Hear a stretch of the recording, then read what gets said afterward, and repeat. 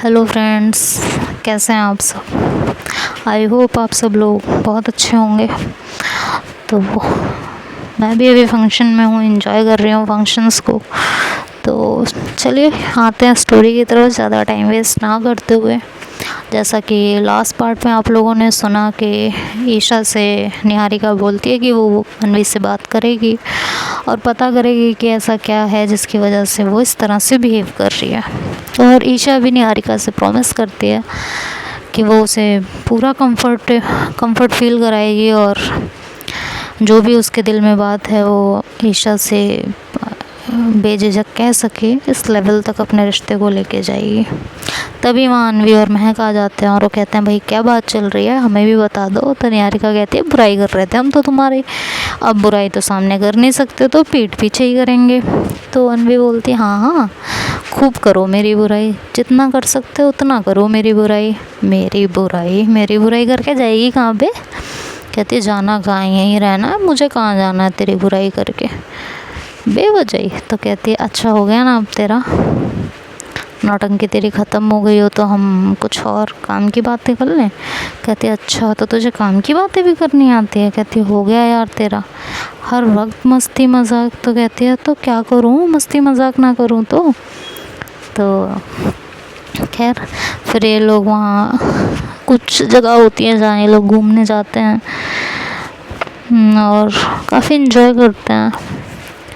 Enjoy करते करते घूमते फिरते काफ़ी शाम हो जाती है। ईशा और अनवी एक जगह होती है कुच्चू पानी करके, देहरादून में कोई जगह है, वहाँ जाते हैं और वहाँ काफ़ी देर तक ये दोनों एक साथ बैठे रहते हैं। और ईशा अनवी से कहती है कि अनवी कोई बात है जो तुम्हें परेशान कर रही है, जो तुम मुझसे नहीं कह पा रही हो तो तुम बेझिझक कह सकती हो मेरे से। तो अनवी कहती है नहीं ईशा ऐसी कोई बात नहीं है, ऐसा कुछ होता तो ईशा मैं बोल ही देती ना, और फिर मैं तुमसे कोई बात क्यों छुपाने लगी। तो ईशा कहती है कि मैं बेवजह तुम पे शक करने लगती हूँ, बेवजह तुमसे लड़ने लगती हूँ, इस वजह से तुम चीज़ें कई बार मुझसे ना कह पाती हो, इसलिए मैं पूछ रही हूँ कोई बात है तो प्लीज़ बेझिझक मुझसे कह सकती हो, जो भी है क्लियरली बोल सकती हो, तुम्हें घबराने की या चुप रहने की कोई ज़रूरत नहीं है। तो ईशा कहते अनवी कहती है ऐसा कुछ नहीं है ईशा, और तुम अगर रोम वाली बात को लेके सोच रही हो कि मैं रुकी नहीं और तुम्हारा रुकने का मन था, तो मैं थोड़ा सा वक्त चाहती थी बस, और मुझे ऐसा लगा कि तुम कंफर्टेबल नहीं हो क्योंकि तुम मुझे पीछे कर रही थी बार बार, तो बस इसलिए। तो ईशा कह रही थी यार ऐसा कुछ नहीं है, बस शर्म आ रही थी। और तो अनवी कहती है हाँ तो बस वही मुझे भी फील हो रहा था, थोड़ा सा वक्त चाहिए था और कुछ नहीं, और ऐसी कोई बात नहीं है। खैर वो ईशा को ऐसे समझाती है तो ईशा काफ़ी हद तक सुकून में आ जाती है, रिलैक्स फील करने लगती है और थोड़ा खुश हो जाती है कि चलो वो मेरे से नाराज़ नहीं है या मेरी कोई बात उसे इस तरह से नहीं बुरी लगी है कि वो मुझसे दूर जाए। तो इस चीज़ को सोच के वो खुश हो जाती है। तो ये लोग वहाँ बैठे होते हैं, तभी वहाँ एक लड़के का ग्रुप आता है और काफ़ी इन्जॉय कर रहा होता है। तो बार बार ईशा और अनवी के साथ वो लोग काफ़ी फ्रेंडली होने की कोशिश कर रहे होते हैं। तो अनवी एज़ यूजुअल काफ़ी फ्रेंडली होती है, तो वो बातें करने लगती हैं उन लड़कों से और ऐसे ही बताने लगती है कि यहाँ पे क्या क्या चीज़ें हैं देखने लायक, और उनसे पूछने लगती है। वो लड़के भी काफ़ी फ्रेंडली होने लगते हैं और ईशा को ये चीज़ बुरी लगने लगती है, तो वो एकदम से अनवी का हाथ पकड़ती है और उसे वहाँ से खींच के लाती है और कहती है क्या है, कहीं भी किसी से भी शुरू हो जाती हो। तो अनवी कहती है तो क्या हो गया बाबू। तो कहती है कि क्या हो गया बाबू, मतलब मैं यहाँ तुम्हारी गर्लफ्रेंड मैं हूँ या वो लोग हैं। तो कहती बाबू इसमें गर्लफ्रेंड वाली क्या बात है।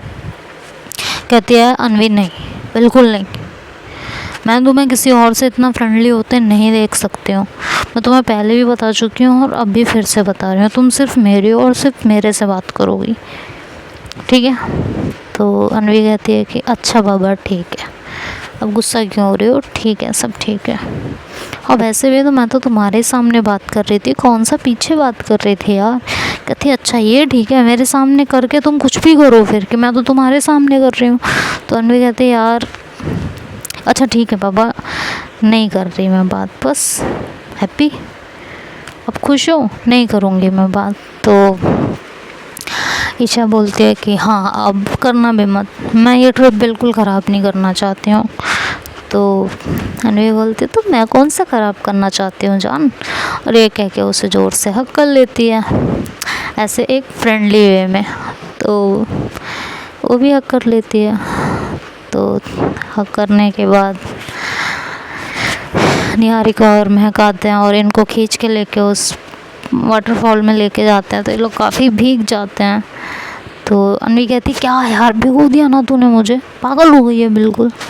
तो ईशा अनवी को देख रही होती है बड़े प्यार से, तभी अनवी की नज़रें ईशा की नज़रों से टकराती हैं और ईशा भी उसे देखती है बड़े प्यार से कि अनवी भीगे बालों में भीगी हुई ईशा बहुत खूबसूरत लग रही होती है। अनवी की निगाहें भी ईशा को बस देखती रहती हैं, उसकी खूबसूरती में खोती रहती हैं।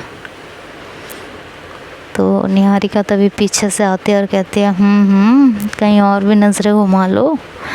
तो अनवी कहती है यार इसकी आंखें इतनी खूबसूरत है ना कि कहीं और नज़रें घुमाने का मन ही नहीं करता, मैं क्या करूं, ऐसा लगता है बस इसकी आंखों में ही खो जाओ। तो वो ईशा को बड़े प्यार से देख रही होती है और हल्का हल्का ईशा की तरफ बढ़ती है, और जैसे ही ईशा का हाथ पकड़ने की कोशिश करती है तो ईशा महक के पास चली जाती है और वो अनवी को आँख मार देती है। तो अनवी भी स्माइल पास करके रह जाती है बस। तभी निहारिका कहते हैं इशारे बाजी, हाँ अच्छा ये बता ना अंदर रूम में क्या क्या हुआ। कहती है कुछ भी नहीं हुआ, ऐसे क्यों पूछ रही है। कहती है कुछ भी नहीं हुआ मतलब, तुम लोग यहाँ क्या करने आए हो। कहती है घूमने आए हैं, एंजॉय करने आए हैं। तो कहती है क्या एंजॉय करने आए हो बाबू, रिश्ता आगे नहीं बढ़ाना क्या। कहती है क्या मतलब आगे बढ़ाना है। तो कहती है ये तुझे भी पता है मैं क्या कह रही हूँ। तो अनवी कहती है क्या कहना चाह रही है, क्लियर बताना। तो कहती है देख शाम हो चुकी है, मैं घूमते घूमते थोड़ी देर में रात होने वाली है, सूरज चाचा ढलने वाले हैं। तो अनवी बोलती है हाँ तो कहती है कि तो बता दे अब क्या बात है, क्यों परेशान हो इतना, क्या चल रहा है दिल में जो ईशा के करीब जाके भी करीब नहीं जा पा रही। तो अनवी कहती है नहीं यार ऐसा कुछ भी नहीं है। तो कह के वो आगे बढ़ने लगती है। तो निहारिका उसका हाथ पकड़ती है और कहती है कि सच बता, मुझसे झूठ बोलेगी। अनवी बचपन से हम साथ हैं, तेरे आंसुओं के पीछे की वजह पता होती है मुझे, तो आज भी मुझे कुछ ना कुछ तो पता है कि तेरे दिल दिमाग में क्या चल रहा है, लेकिन मैं तेरे मुंह से सुनना चाहती हूँ क्या बात है। ईशा के करीब जाते जाते भी एकदम से दूर हो जाना, क्या चल रहा है दिमाग में, क्या चीज़ें घूम रही हैं, क्लियरली बता दे।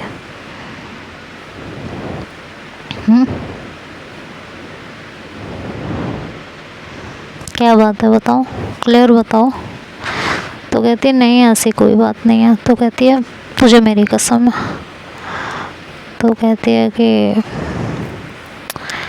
बोलो। तो फिर अनवी बोलती है यार उसके करीब आने में कोई दिक्कत नहीं है मुझे, मैं भी करीब आना चाहती हूँ, प्यार करती हूँ उससे, उसका प्यार पाना चाहती हूँ, अपना प्यार उस पर लुटाना चाहती हूँ, दो से एक होना चाहती हूँ। लेकिन कुछ चीज़ें हैं जो मुझे ये ऐसा करने से रोक रही हैं। तो निहारिका बोलती है क्या। कहती है कि ईशा का नेचर तुझे पता है बहुत अच्छे से, बहुत पॉजिटिव है, बहुत शक्की है, ज़रा ज़रा सी बात पे उसे गुस्सा आता है, हर वक्त मुझे कैद करके रखना चाहती है। तो कहती है यार वो उसका नेचर है, वो जानबूझ के तो नहीं करती ना। कहती है मुझे पता है लेकिन तू एक बात बता, किसी भी रिश्ते में एक हद तक हर चीज़ अच्छी लगती है, हद से पार हो तो कहती है वो तो हद में ही है यार, ऐसा तो कुछ है नहीं कि तुम परमानेंटली हो, तेरे साथ ऐसा कुछ कर रही हो, बात ही कितना होती है तुम लोगों की। कहती है हाँ, लेकिन मैं ये कह रही हूँ कि जो इतना सब कुछ वो मुझे लेके बिना किसी रीज़न के अभी इतना पॉजेसिव रहती है, इतना सब कुछ बोलती रहती है, हर बात पे लड़ती रहती है, कल को अगर मैं आगे बढ़ जाऊँ इस रिश्ते में और हमारे बीच वो सब कुछ हो जाए जो एक कपल के बीच में होता है, और उसके बाद हमारे बीच में कभी लड़ाई हो, झगड़ा हो, जो कि हर कपल में होता है, अगर एक रिलेशनशिप है तो लड़ाई झगड़ा होना आम बात है, नोक झोंक होना आम बात है, और मैं इसके लिए बिल्कुल रेडी हूँ कि वो लड़ेगी या मैं लड़ूंगी तो मैं मना लूँगी उसको, लेकिन उम्मीद रखती हूँ कि वो भी मुझे कभी मनाए, जो कि होता नहीं है, बहुत कम होता है। आज मैं ये रिश्ता आगे बढ़ा लूँ, कल को अगर हमारी लड़ाई झगड़ा हो तो मुझे ये ताना ना मार दे कभी कि लो अब जो तुम्हें चाहिए था वो तो तुम्हें मिल गया, तो अब तो तुम्हें ऐसा करना ही है। और जहाँ तक मैंने उसको समझा है वो ज़रूर इस बात को बोलेगी, ज़रूर इस बात को कहेगी, और फिर ये चीज़ मुझे बिल्कुल बर्दाश्त नहीं होगी, मुझे तब गुस्सा आएगा। और मैं ये बिल्कुल भी नहीं चाहती हूँ, बिल्कुल भी नहीं चाहती हूँ कि ये चीज़ें हम दोनों के बीच में प्रॉब्लम क्रिएट करें।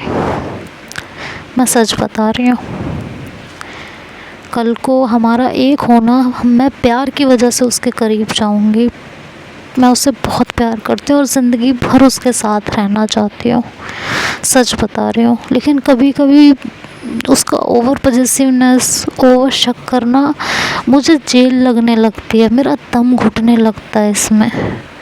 वो हर रिश्ते से मुझे ऐसा लगता है कभी कभी जैसे दूर कर देगी, और अगर मैंने रिश्ता आगे बढ़ा लिया तो उसके बाद वो और ज़्यादा शकी और पॉजेसिव ना हो जाए, मुझे इस बात से डर लगता है यार।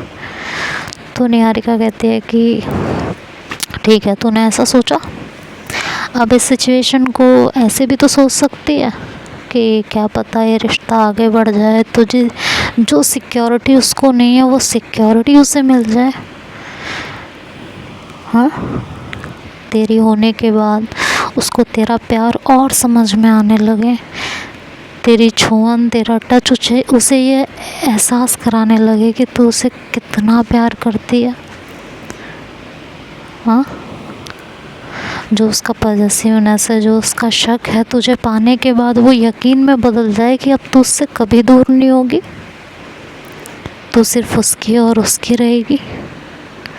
कभी कभी फिज़िकल इंटीमेसी रिश्ते को और ज़्यादा सिक्योर कर देती हैं। वो क्या कहते हैं कि गारंटर की तरह काम करती हैं कि भाई अब गारंटी हो गई कि इंसान मुझे छोड़ के कभी नहीं जाएगा, जैसा तू सोच रही हो ऐसा भी हो सकता है, लेकिन जैसा मैं सोच रही हूँ ऐसा भी तो हो सकता है ना, क्या पता ईशा मेरे एंगल से सोचती हो। तो कहती है और क्या पता वो मेरे एंगल से सोचती हो। तो निहारिका कहती हैं तो फिर दोनों 50-50 है ना, तो पॉजिटिव सोच के आगे क्यों नहीं बढ़ रही, नेगेटिव थॉट्स क्यों दिमाग में ला रही है, पॉजिटिव सोच के भी तो आगे बढ़ सकती है ना, पॉजिटिव सोच के भी तो चीज़ों को कर सकती है ना, तो नेगेटिव क्यों सोचना, बोल। तन्वी कहती है कि तेरी बात सही है, लेकिन पता नहीं क्यों हर वक्त यही सोचते रहते हो कि कहीं चीज़ें अच्छी होने की जगह ख़राब ना होती चली जाए, बस इसलिए डर लगता है। कहती है ऐसा कुछ भी नहीं होगा, सही सोच सब कुछ सही होगा, बेकार सोचेगी सब कुछ बेकार होता चला जाएगा। अब सब तेरे हाथ में है, तुझे अच्छा सोचना है कि बेकार सोचना है, नाउ इट्स योर टर्न। ये कह के निहारिका वहाँ से हट जाती है। तो देखते हैं वनवी क्या सोचती है, इस रिश्ते को आगे बढ़ाती है या नहीं बढ़ाती है, सब तो हम आने वाले पार्ट में सुनेंगे। तब तक के लिए बाय बाय, टेक केयर।